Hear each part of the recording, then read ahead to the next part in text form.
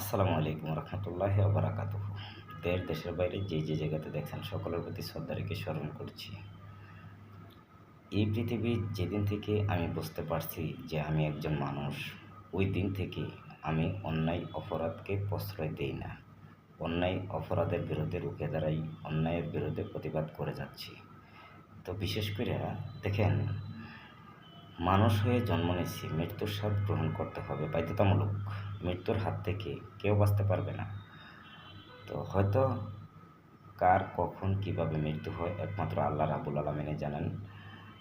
তবে আমি স্পষ্ট করে একটা কথা বলি, এই পৃথিবীতে যেই দিন থেকে আমি বুঝদার হইছি যে আমি সব কিছু জানি বুঝি যে আমি একজন মানুষ, ওই দিন থেকে আমি অন্যায়ের বিরুদ্ধে রুখে দাঁড়াইছি। যখন আমি ক্লাস 4-এ পড়ি, তখন আমার স্পষ্ট মনে আছে, আমার পার্শ্ববর্তী গ্রামের একটা ছেলের সাথে একটা যে কোনো একটা দ্বন্দ্ব ছিল। তো আমার সামনে আমি কিন্তু তাকে ছাড় দেইনি। আমার সাথে যারা সঙ্গবঙ্গ বন্ধু-বান্ধব আছে, সবারই হয়তো কম বেশ মনে আছে।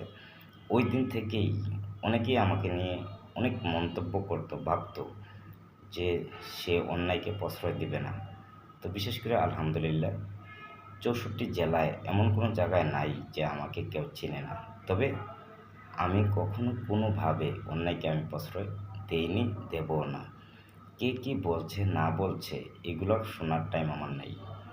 এই দুনিয়ার কারোর প্রতি কাউকে ভয় পেয়ে আমি কথা বলতে হবে এমনটা আমার জীবনে কখনো হয়নি, মৃত্যুর আগ পর্যন্ত হবেও না।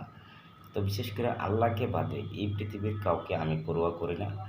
আল্লাহর প্রতি বিশ্বাস রেখে আমি অগ্রযাত্রা সবসময় নিয়োজিত